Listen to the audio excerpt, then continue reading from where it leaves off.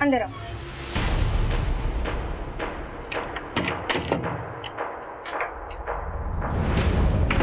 तुम बैठो सागर, मैं तुम्हारे लिए ठंडा लेकर आती हूँ।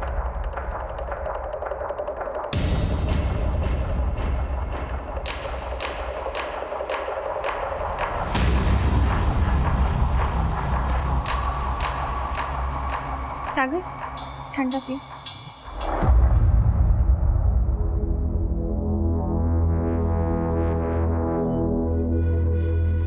क्या हुआ? आज फिर कुछ काजू नहीं हो गई क्या?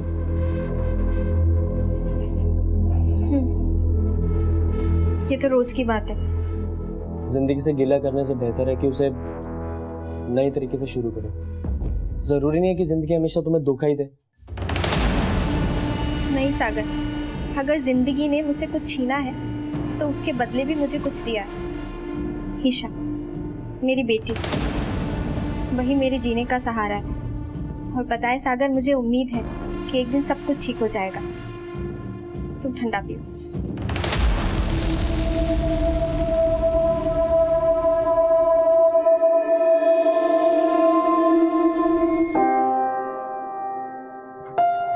ईशा, बेटा जल्दी जल्दी ब्रेकफास्ट फिनिश करो, स्कूल जाना है।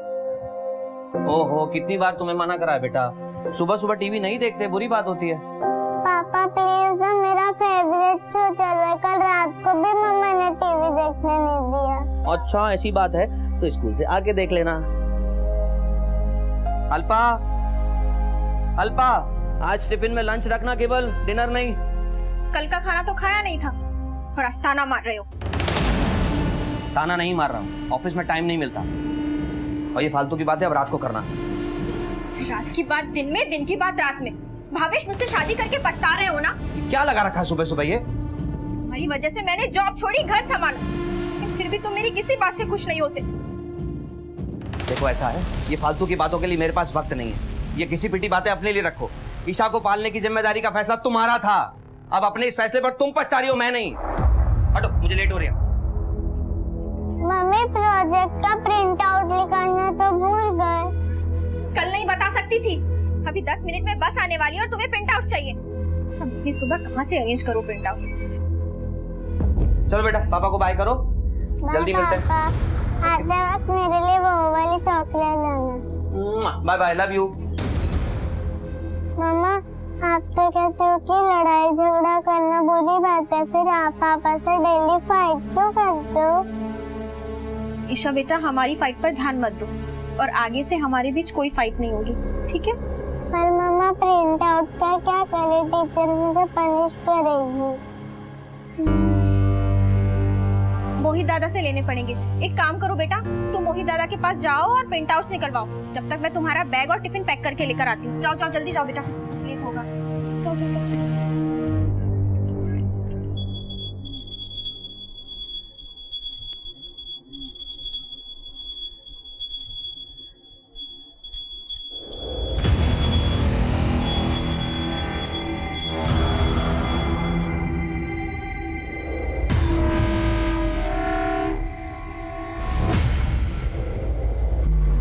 अरे ईशा बेटा, तुम कुछ काम था? भैया से काम है। आओ आओ आओ ईशा बिटिया, वाह वाह वाह वाह। हाँ अच्छा, ये बताओ मोहित भैया से क्या काम था? ये क्या मोहित भैया मुझे कुछ प्रिंट आउट निकाल के दे सकते हैं? क्यों नहीं निकाल के दे सकते? हम बोलेंगे तो जरूर निकाल के देंगे। मोहित बेटा, आज ड्रेस का प्रिंट आउट निकाल दो, देखो क्या है। Thank you. चलो आओ, हम लोग यहाँ एक साथ बैठते हैं। उधर हम कहाँ बैठेंगे फिर? किसी की देर। अब ये प्रिंट आउट्स और टिफिन मैंने बैग में रख दिया है, ठीक है? ध्यान से खा लेना और शैतानी नहीं। मम्मा, आपने मेरे लिए ऑफिस जाना छोड़ा था ना, अब आप ऑफिस जाओ, मैं अपना ध्यान रख लूंगी। हाँ मेरे बच्चा, मुझे पता है आप अपना ख्याल रख लोगे, लेकिन अभी के लिए स्कूल जाओ। अरे वाह, आज ईशा बिटिया तो बहुत प्यारी लग रही है। भैया जी, अभी स्कूल बस आने वाली है, आप जरा बैठा दीजिएगा ना। हाँ ठीक है, मैं बिठा दूंगा, जाइए आप। और ईशा, स्कूल बस में शांति से बैठना, शैतानी मत करना।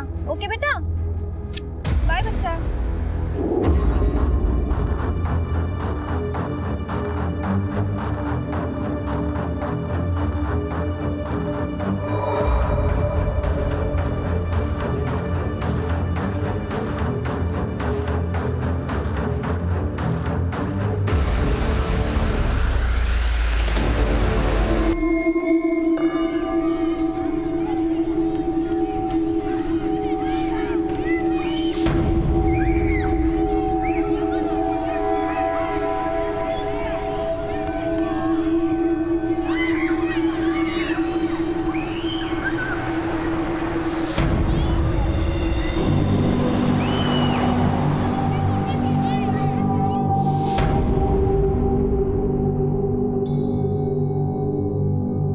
आरव मेरे साथ खेलना। आरव ये देख मैं कैसे जंप करती हूँ। हाँ देखा, एक बार दिखा। अरे अरे अरे ईशा बेटा, इतनी जोर से जंप करोगी तो चोट लग जाएगी। इतनी देर से खेल रही हो। मम्मी पापा कहाँ हैं? मार्केट गए हैं। तो तुम नहीं गई? मुझे मार्केट में अच्छा नहीं लगता। अच्छा, तो अब तुम दोनों और मस्ती नहीं करोगे, ओके? मैं ऊपर वाली खिड़की से देख रहा हूँ, ठीक है? मैं घर जा रहा हूँ, बाय बाय। आरव हम कुछ और खेलते हैं ना, मुझे भूख लगी है। चलो मेरे साथ बैठते। नहीं, मैं अपनी मम्मी पापा के साथ ही जाऊँ। तू ये ले, अब खेल और बाय बाय।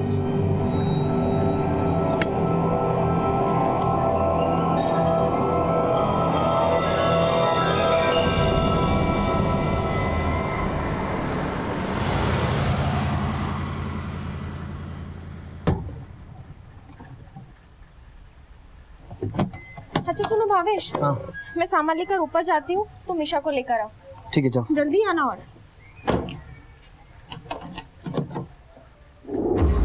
ईशा, ईशा, हाँ हाँ माँ, जस्ट अभी पहुँचे ही हैं, लिफ्ट में ही हूँ। ईशा बेटा, देखो पापा मम्मी आ गए। हाँ माँ, बाकी सब ठीक, बस बहुत थक गई आज। ईशा, ईशा बेटा, अल्पा, अल्पा, माँ मैं बाद में बात करती हूँ। जय श्री कृष्ण। अल्पा, ईशा घर पे आई क्या? नहीं तो, मैं अभी तो अंदर आई। मैंने गार्डन में बाहर देखा, कहीं भी नहीं दिख रही वो। नहीं दिख रही मतलब? अरे नहीं दिख रही मतलब कहीं नहीं दिख रही। अच्छा ठीक है, तुम आरव के यहाँ जाओ, मैं गुप्ता जी के यहाँ देख कर आती हूँ। जाओ।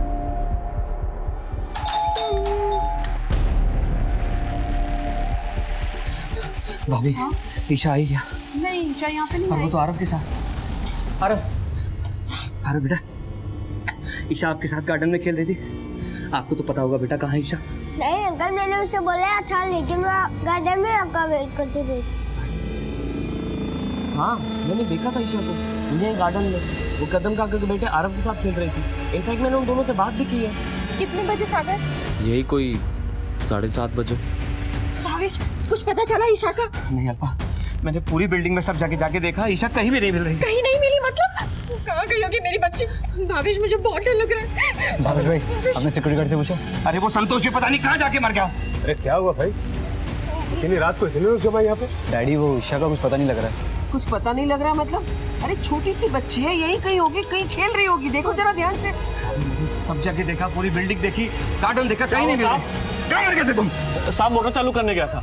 ईशा कहाँ है? ईशा भी तो गार्डन में खेल रही थी। मैंने बाद में नहीं देखा तो मुझे लगा घर चली गई होगी। भावेश, मेरा मन बहुत घबरा रहा है। कहाँ गई होगी मेरी बच्ची? देखो अल्पा, घबराओ नहीं। भावेश, ज्यादा वक्त गुजरा नहीं है। एक काम करो, पुलिस को फोन कर। पुलिस को फोन लगाओ जल्दी।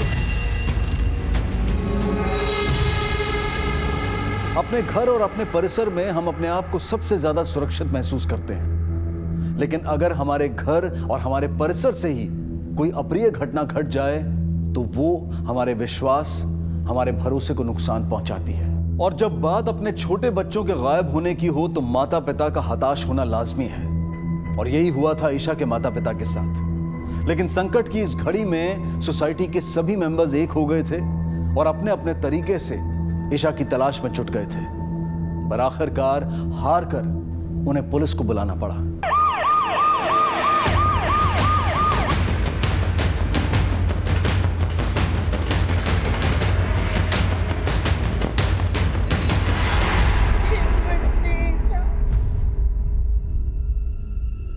आ गई होगी मेरी बच्ची।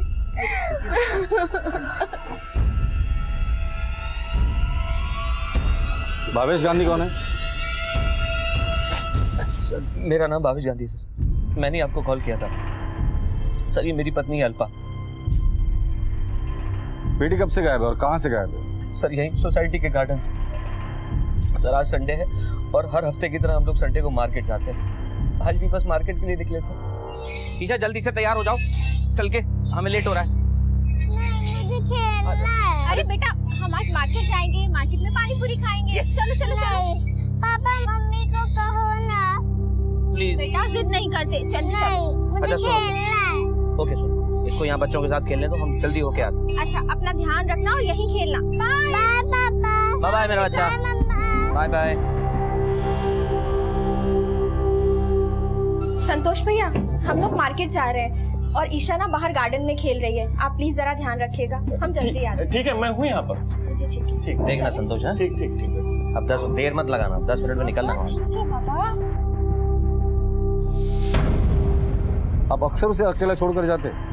हाँ सर, मेरा मतलब है सर, हम इस सोसाइटी में 12-15 साल से रह रहे हैं। सभी लोग हमें अच्छी तरह जानते हैं। हमें कहीं बाहर जाना होता तो हम ईशा को पड़ोस में छोड़ के जाते हैं यहाँ गार्डन में बच्चों के साथ खेलने के लिए। और ये पहली बार नहीं हुआ, हम ऐसा कई बार कर चुके हैं। सर ईशा यही गार्डन में इधर उधर खेलती रहती थी या फिर किसी के घर होती थी, लेकिन आज सर वो कहीं पर भी नहीं है। आपने सोसाइटी में हर एक से पूछताछ की? सर मैंने पूरी सोसाइटी को अच्छे से चेक किया, ईशा कहीं नहीं मिली। सर पता नहीं मेरी बच्ची कहाँ गई होगी सर। सर प्लीज ढूंढिए उसे सर, देखिए प्लीज। आप अपने आप को संभालिए, हम कोशिश कर रहे हैं। तो सिक्योरिटी गार्ड है? हाँ साहब। ड्यूटी पर थे उस वक्त? हाँ साहब। बच्ची को देखा था? हाँ ईशा गार्डन में खेल रही थी, मैं बस कुछ देर के लिए मोटर चालू करने गया था और उसके बाद नहीं देखा साहब। ये सीसीटीवी चल रहे हैं या शो पीस है? नहीं सर, सारे कैमरास वर्किंग हैं। हमारे मैंने बैकअप लेके हार्ड ड्राइव अपडेट कर देते हैं। आप चाहो तो सोसाइटी ऑफिस चल के फोटो चेक कर सकते हैं। चेक करेंगे। ठीक है मिस्टर भावेश, अगर आपकी बच्ची को किडनैप किया है तो आपको फिरौती के लिए कॉल जरूर आएगा, और अगर ऐसा कोई भी कॉल आता है तो सबसे पहले आप हमें कांटेक्ट करेंगे, समझे? आप कितने बजे मार्केट के लिए निकले थे?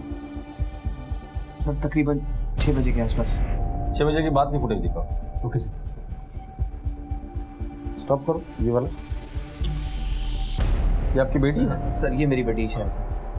इस बच्चे के साथ खेल रही है? सर ये आरव है, इसी सोसाइटी का बच्चा।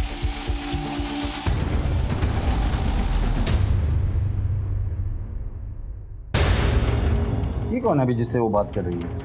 सर ये सागर है, हमारी बिल्डिंग में रहता है।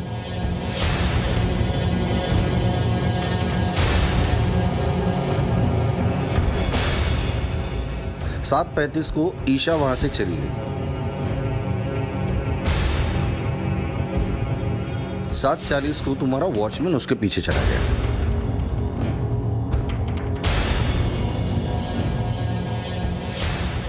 ये गाड़ी किसकी बाहर जा रही है? संदीप पाटिल की। हाँ सर संदीप की गाड़ी है। 8:30 बजे, 6:30 बजे से लेकर 9 बजे तक की फुटेज हमने देखी। कोई अनजान शख्स बाहर आते जाते दिखाया आपको? नहीं सर, सब सोसाइटी के लोग ही दिखे हैं सर। लेकिन फुटेज में ईशा भी सोसाइटी के गेट के बाहर जाते हुए दिखाई नहीं दी। इसका मतलब हो ना हो ईशा इसी सोसाइटी में। मोरे, सोसाइटी में जाके हर घर की अच्छे से तलाशी करो। सर पुलिस ने मामले की गंभीरता को देखते हुए सोसाइटी के हर घर को छान मारा। चप्पा चप्पा तलाश किया गया, लेकिन ईशा का कुछ पता नहीं चला। तुम्हें क्या लगता है कि कोई इनकी फैमिली के साथ? सोसाइटी के सभी प्रेमिसेस को चाहिए, बच्चे कहीं नहीं मिले। अब एक ही पॉसिबिलिटी बचती है, वो गाड़ी। सर इसे कुछ बताना है आपको। बोल। सर भावेश भैया का संदीप महादिक करके एक आदमी है, उसके साथ आए दिन झगड़ा होते रहता है उनका। आज सुबह भी सोसाइटी कमेटी में बहुत जोरदार लड़ाई हुई उनकी।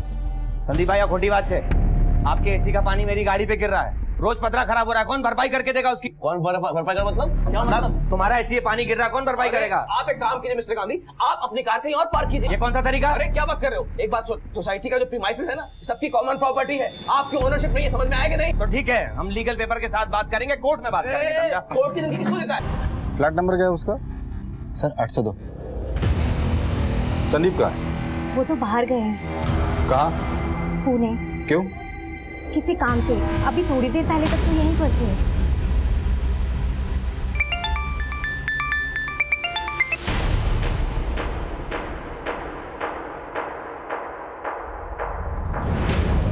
विशाखा, मैं ये तो आहो, थांबा। क्या हुआ? अचानक से कहाँ जा रहे हैं? खाना खाते जाते? विशाखा, तेरे को कितनी बार समझाया, बाहर जाते समय पीछे से टोकने का नहीं। अच्छा सुन, मैं पुणे जा रहा है, अर्जेंट काम है, काम होते ही वापस आ जाऊंगा, तू दरवाजा बंद कर ले।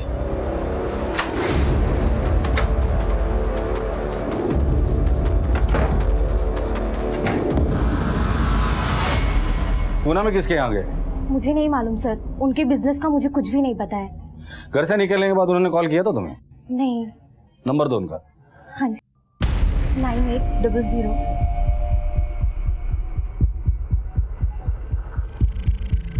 सर नंबर स्विच ऑफ है। अगर उनका फोन आता है तो तुरंत हमें कांटेक्ट करने के लिए बोल देना। जी सर। लड़की 8 और 9 के बीच गायब हुई है और संदीप 8:30 बजे अपने घर से पूना के लिए निकला था। अब दो पॉसिबिलिटीज बनती है, लड़की या तो इसी कॉम्प्लेक्स में या फिर संदीप के पास है। लेकिन सर सिर्फ गाड़ी पे एसी का पानी गिरने के झगड़े की वजह से कोई इतना बड़ा कदम क्यों उठाए? फिर उसका फोन क्यों स्विच ऑफ है? उसका पूना के लिए निकलना और फोन स्विच ऑफ होना ये कोइंसिडेंस नहीं हो सकता। सर, जिस तरह की फेंसिंग है, यहाँ से बच्ची को उठाकर बाहर ले जाना मुश्किल है। घर की तलाशी कहाँ तक पहुंची? बस सर 2-3 घर ही बचे हैं। ठीक है मोरे, सिक्योरिटी गार्ड से अकेले में बात करो, हो सकता है कि संदीप के अलावा भी कोई एंगल हो इस केस में। सर साहब, मैं अपने माँ बापू की कसम खा के कहता हूँ साहब, मैं उस बच्ची के बारे में कुछ भी नहीं जानता हूँ।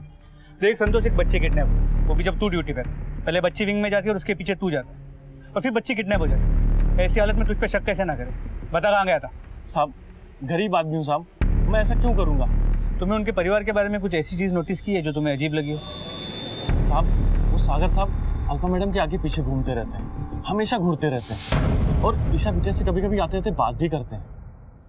हाँ सर, मैं आता जाता रहता हूँ अल्पा के घर पे। पूरी सोसाइटी में तुम सिर्फ अल्पा से बात करते हो और ईशा को ही चॉकलेट देते हो, ये खास वजह? वो दरअसल अल्पा मेरी अच्छी दोस्त है, लेकिन भावेश के बर्ताव से वो दुखी रहती है सर। तो तुम उसे कंधा देने का काम करते हो? नहीं सर, बस बात कर लेता हूँ। सिर्फ बात करते हो या कुछ और भी है? ईशा को कहाँ गायब किया तुमने? नहीं सर, मैं भला ईशा को क्यों गायब करूँगा? मेरे और अल्पा के बीच में ऐसा कुछ नहीं है, मैं उस टाइप का लड़का नहीं हूँ सर। तुम किस टाइप के लड़के हो इसका पता तो हम लगा ही लेंगे, लेकिन जब तक ये केस सॉल्व नहीं होता तुम शहर छोड़ के कहीं नहीं जाओगे। सर मेरी ईशा किसी अजनबी के साथ नहीं जा सकती, कितनी छोटी है वो सर। सर उसे ढूंढ के लाइए कहीं से भी, वरना मैं मर जाऊंगी।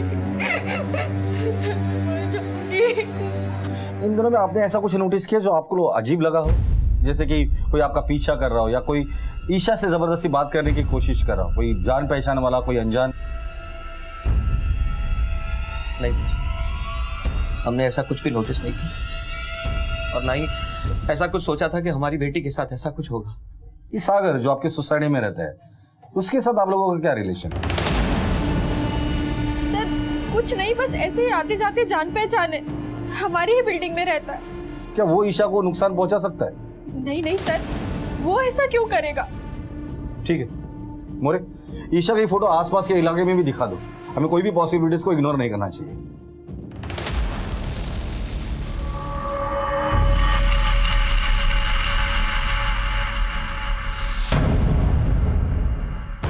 सीसीटीवी फुटेज में ईशा सोसाइटी से बाहर जाते हुए नहीं दिखाई दे रही, लेकिन फिर भी पुलिस टीम हर मुमकिन संभावना की जांच कर रही थी। पड़ोसी, रिश्तेदार, सबकी कड़ी छानबीन की जा रही थी, लेकिन ईशा के बारे में कोई सुराग हाथ नहीं आया था, और हर गुजरते पल के साथ ईशा की जिंदगी खतरे में होने का डर बढ़ता जा रहा था।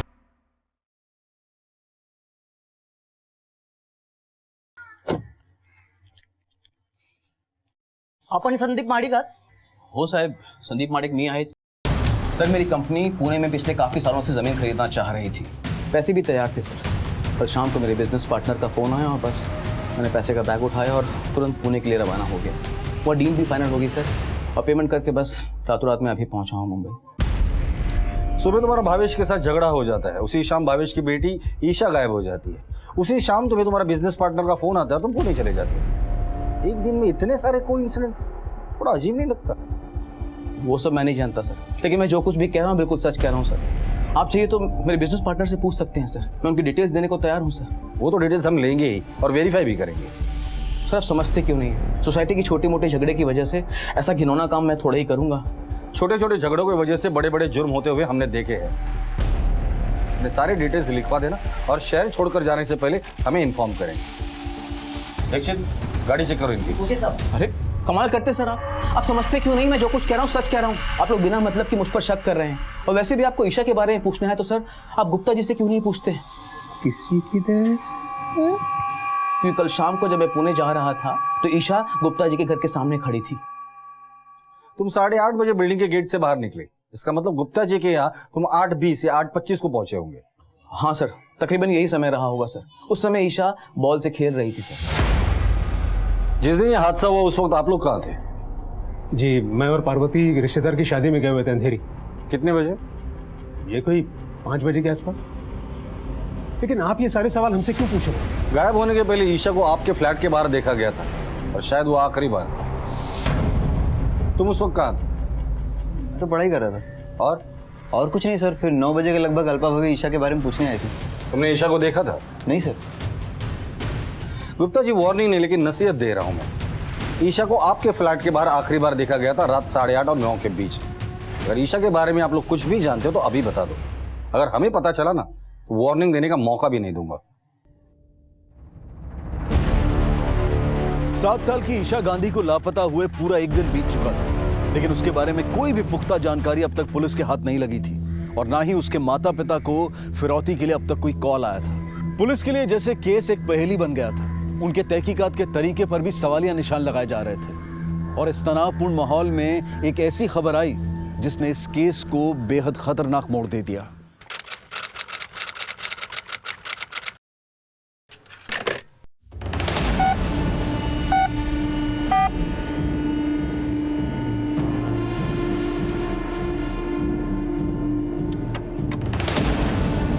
बोरीवली के जंगल में एक जली हुई लाश मिली है।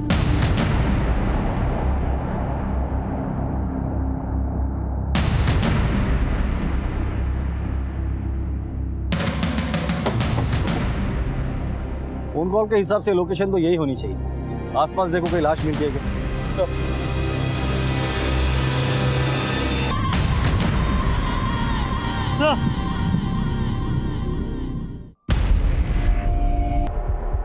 सर, ये देखिए, कपड़े भी जलाने की कोशिश की है लेकिन पूरी तरह जले नहीं है। कपड़े और बॉडी को देखकर लगता ही किसी बच्चे की लाश है। तो कहीं ये लाश ईशा की तो नहीं? हो सकता है। बॉडी को पोस्टमार्टम के लिए भेज दो और जो भी एविडेंसेस यहाँ मिलता है फॉरेंसिक में भेज दो। कपड़े ईशा के माँ बाप को दिखाकर इसकी शिनाख्त करवाएं। क्या जिस माहौल में हम रह रहे हैं वहां हमारे बच्चे सुरक्षित हैं? क्या जिस व्यस्त जीवन शैली को हम व्यतीत कर रहे हैं उसमें हम अपने बच्चों की सुरक्षा का पूरा ख्याल रख पा रहे हैं? आज के दौर में जहां पति पत्नी दोनों काम करते हैं तो बच्चे या तो बेबी सिटिंग सेंटर्स में होते हैं, मेड्स के पास होते हैं, या फिर पड़ोसियों के पास। और ऐसे में दिन भर उनके साथ क्या हो रहा है, क्या हमें इसके बारे में पता होता है? NCRB यानी कि नेशनल क्राइम रिकॉर्ड ब्यूरो की एक रिसर्च के अनुसार बच्चों के अगेंस्ट क्राइम की संख्या पिछले कुछ सालों में हमारे देश में 300% बढ़ी है, और ये आंकड़े काफी खतरनाक और चिंताजनक हैं। बोरीवली के जंगल में हमें एक बच्चे की जली हुई लाश मिली और उसके बाजू में ये जले हुए कपड़े हैं। क्या ये ईशा के हैं?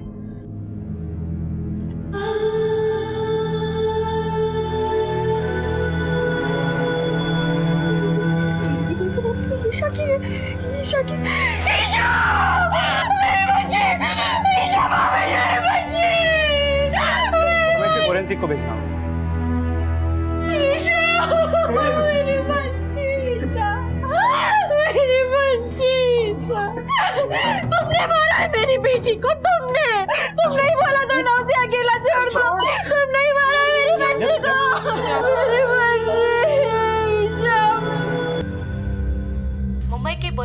इलाके में एक सुनसान जगह पे पुलिस को आज एक बच्ची की जली हुई लाश मिली है। माँ बाप ने उस बच्ची के जले हुए कपड़ों से उसकी शिनाख्त कर दी है। सर मीडिया इस केस को थोड़ा ज्यादा ही उछाल रही है।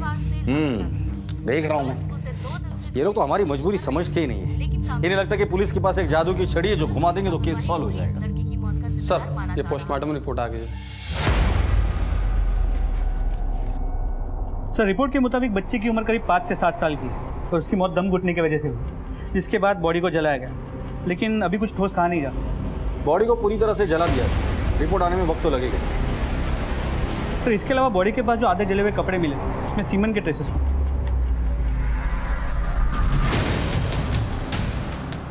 इसका मतलब बच्ची के साथ सेक्सुअल असॉल्ट हुआ है या कोशिश हुई। सैंपल्स को डीएनए टेस्टिंग के लिए लैब में भेजा गया, रिपोर्ट आने में वक्त लगेगा। सर आपके ऑर्डर के मुताबिक हमने सोसाइटी के अगले 2 दिनों की फुटेज ऑब्जर्व की है, ज्याच्यात एक गोष्ट शक वाढवत आहे।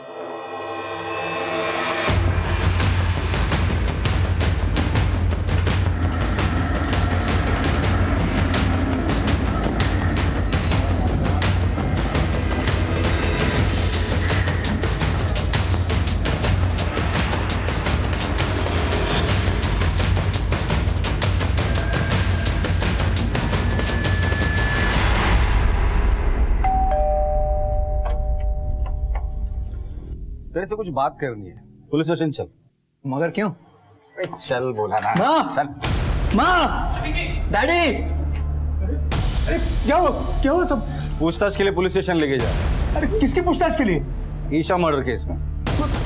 देखिए साहब, आपको जरूर कोई गलतफहमी हो रही है। मेरा बेटा ऐसा कर नहीं सकता। ले चलो इसे। साहब मेरी बात सुनिए। साहब मेरी बात सुनिए। साहब मोहित को छोड़ दीजिए। देखिए गलतफहमी हो रही है। साहब देखिए ना, पता नहीं मेरे बेटे को ले जा रहे हैं। साहब एक मिनट। चलिए। साहब मेरी बात सुनिए। मैं समझता हूँ साहब, न्यूज़पेपर और अखबार में आपकी धज्जियां उड़ाई जा रही है। असली गुनहगार को तो आप पकड़ नहीं पा रहे। मेरे बेटे को बलि का बकरा बना रहे हैं आप। गुप्ता जी, आपके सोसाइटी में इतने सारे लोग हैं, हम आपके ही बेटे को बलि का बकरा क्यों बनाएंगे? ईशा गायब हुई थी संडे रात को, बुधवार रात को उसकी लाश मिली थी और मंगलवार रात को आपका बेटा एक बड़ा सा सूटकेस बाहर लेके जाते वक्त सीसीटीवी में दिखाई दिया है। देखिए इंस्पेक्टर साहब, मेरा बेटा मानती हूँ मैं कि आलसी है, निकम्मा है, लेकिन वो कभी किसी का खून नहीं कर सकता। अगर उसने कुछ किया नहीं होगा तो छोड़ दीजिए उसे। ले चलो इसे। सर्कमस्टेंशियल एविडेंस के आधार पर मोहित दोषी पाया गया, लेकिन मोहित के माता पिता और सोसाइटी के लिए ये आरोप अविश्वसनीय था, क्योंकि बचपन से ही सब उसे जानते थे।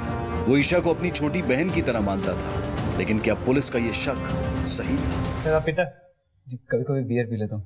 संडे को क्या पिया था? कुछ नहीं सर। देखता है ब्लू फिल्म्स। कभी नहीं सर।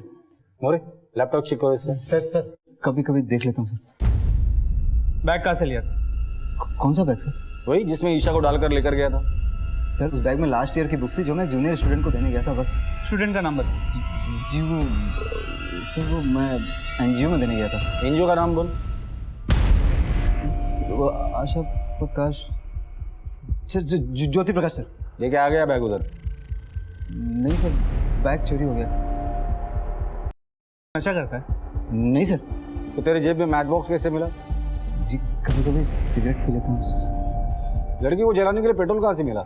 जी मैच बॉक्स रहने का मतलब ये थोड़ी है कि मैंने लड़की को जलाया। तो फिर किसी को सुपारी दी थी?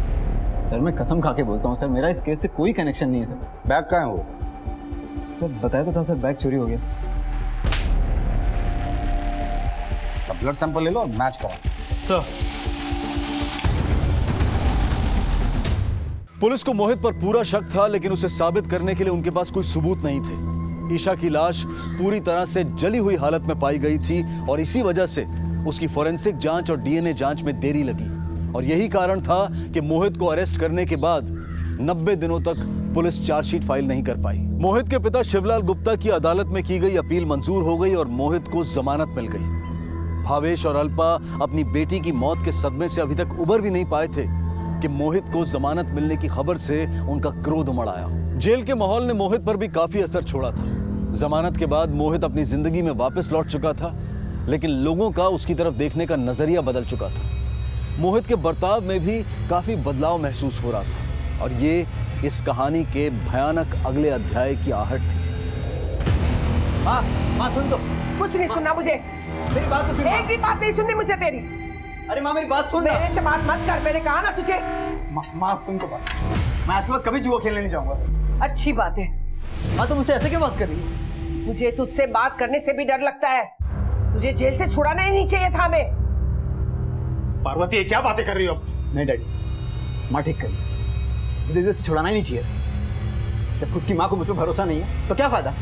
माँ तुझे क्या लगता है मैंने ईशा को मारा है? मैं ईशा को मार सकता हूँ? ठीक है माँ, मुझे लगता है ना मैंने ईशा को मारा है, मैं तेरे लिए फांसी पे भी चढ़ जाऊंगा। बस इमोशनल ब्लैकमेल करने की कोशिश मत कर मुझे। एक बात बता, उस दिन रात को कौन सी किताबें लेकर गया था तू?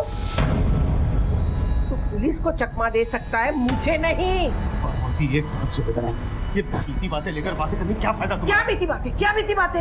हाँ, जब देखो तभी बेटे का साइड लेते रहते हो। अरे बड़ी मुश्किल से अभी तो पुलिस से छुड़ा के लाया हूँ उसे। बस आपकी वजह से ये भी करता है, जब देखो तब बस बेटा बेटा बेटा, और कुछ खराब हो जाए तो उसके बाद माँ के ऊपर जाता है सब कुछ। दिन भर तुम्हारे पास ही रहता है ना। देखा, आ गए ना अपनी औकात पे। औकात मैं ही बुरी बन गई आपके सामने।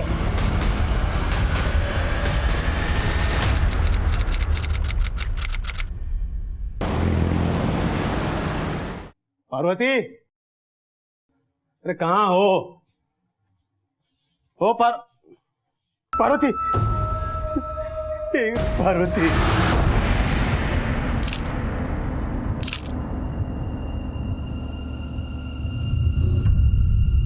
और कबर से करीब 5 से 6 हजार रुपए भी गायब है। मतलब मर्डर का मोटिव पैसा है। इनका बेटा मोहित कहाँ है? सर मोहित का नंबर स्विच ऑफ है और गुप्ता जी ये बात मानने को तैयार नहीं है कि मोहित ये सब कर सकता है। सर सीसीटीवी फुटेज रेडी है। चलो सर ये देखिए,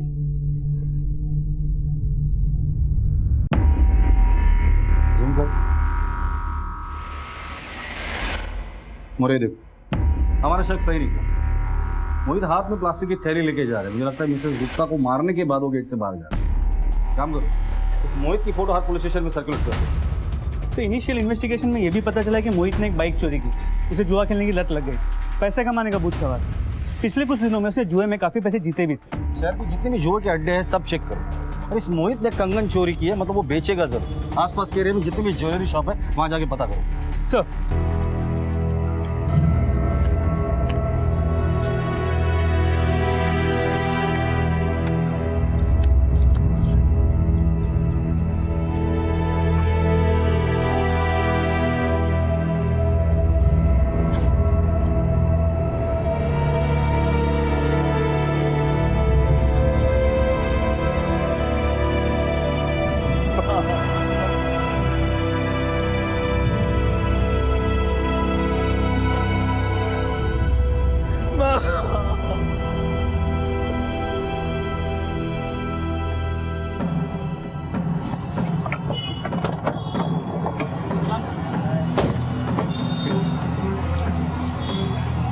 सुना है तुमने एक लड़के से चोरी की ज्वेलरी खरीदी? नहीं सर, आपको किसी ने गलत इन्फॉर्मेशन दिया है और मैं चोरी का माल नहीं खरीदता।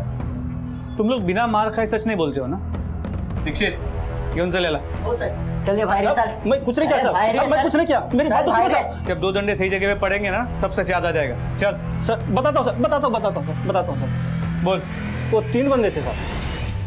3 बंदे? जी सर। सीसीटीवी कैमरा का फुटेज मुझे देखना है। जी सर, मैं दिखाता हूँ।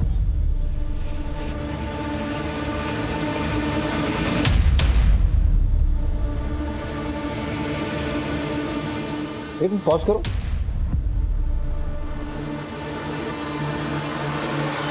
ये तो पीटर और जॉन है, चेन स्नैचर।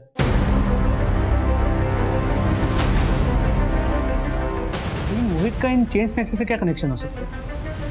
ये पीटर और जॉन पिछले महीने तक जेल में थे, शायद इनकी मुलाकात वहीं पर हुई है। मोहित मुजरिम है, वो फरार हो सकता है, लेकिन ये पीटर और जॉन है। एक काम करो, पीटर और जॉन के अड्डे का पता करो और इनके पीछे इन्फॉर्मर लगा दो। कल शाम तक ये दोनों मुझे मेरी कस्टडी में चाहिए। ओ सर। पुलिस को अब यकीन हो चुका था कि मोहित ने ही पहले ईशा और फिर अपनी मां का कत्ल किया है और अब वो शहर छोड़कर भागने की फिराक में है।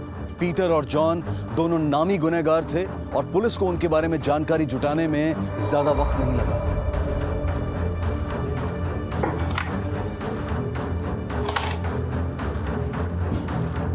अरे पुलिस!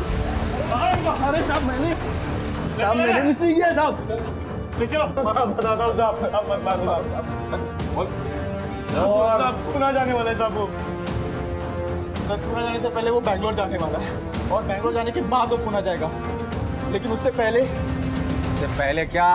उससे पहले उसे किसी को मारना है साहब।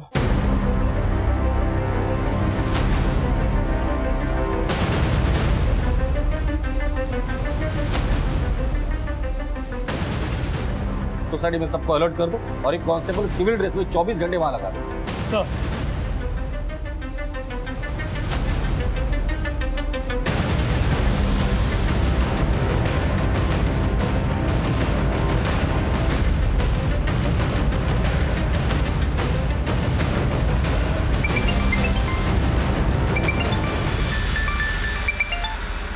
हेलो,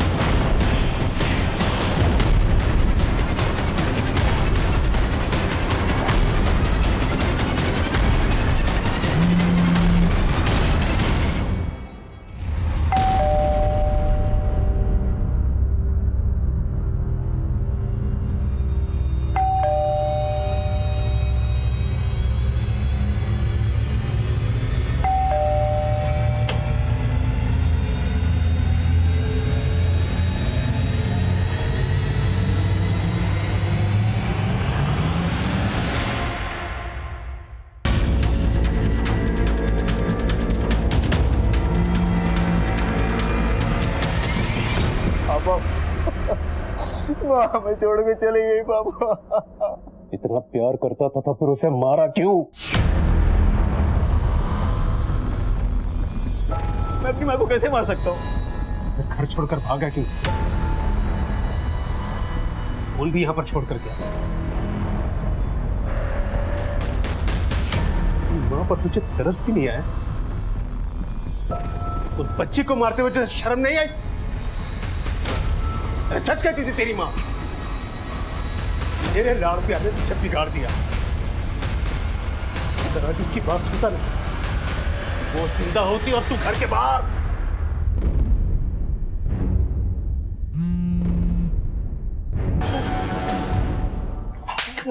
क्यों मारा?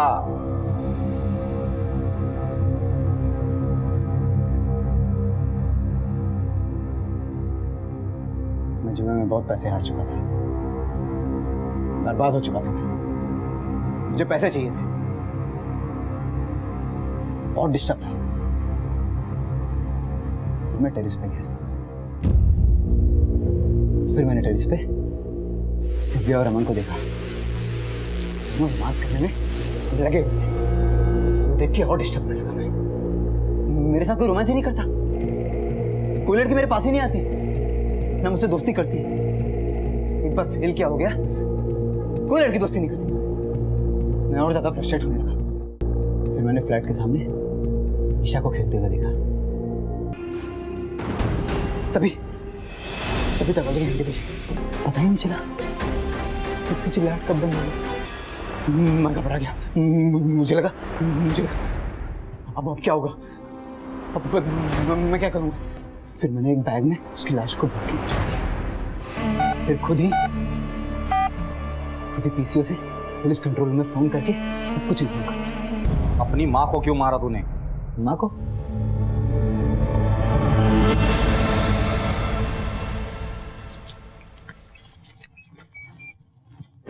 आप ऐसे चाहिए? पहले अपना गुनाह कबूल कर क्या?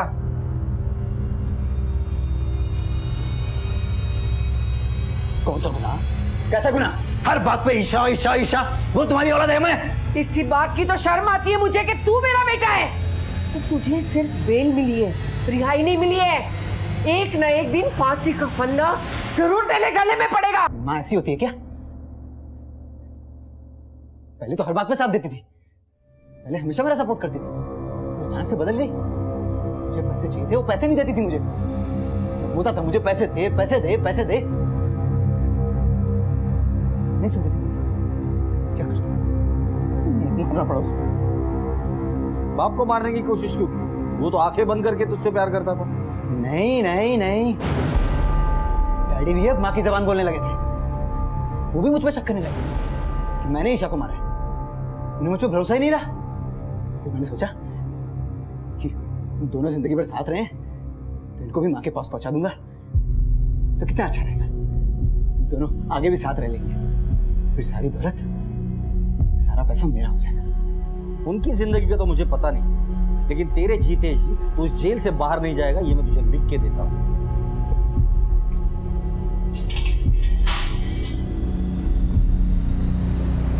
अदालत ने मोहित को ईशा गांधी को अगवा करने, उसे सेक्सुअली मोलेस्ट करने और कत्ल करने के इल्जाम में कुल मिलाकर 46 साल की सजा सुनाई है। मोहित पर अपनी मां के कत्ल करने का मुकदमा अब भी कोर्ट में चल रहा है। शायद किसी ने भी नहीं सोचा था कि मैकेनिकल इंजीनियर के सुनहरे सपने वाला मोहित हमेशा के लिए जेल की सलाखों के पीछे लुप्त हो जाएगा। अपने बच्चों की गतिविधियों पर नजर रखें, उन्हें सही और गलत के बीच का अंतर बताएं, उनसे खुलकर बात करें। इस बात का ध्यान रखें कि लाड प्यार और लापरवाही से की गई अनदेखी कहीं उनकी बर्बादी की वजह न बन जाए। इसी विचार के साथ अब मैं अनूप सोनी आपसे विदा लेता हूं। फिर मुलाकात होगी अगले एपिसोड में एक और चौंका देने वाले केस के साथ। तब तक अपना और अपने परिवार का ख्याल रखें और देखते रहें क्राइम पेट्रोल सिटी क्राइम्स। सबक एक को सीख हम सबको। जय हिंद।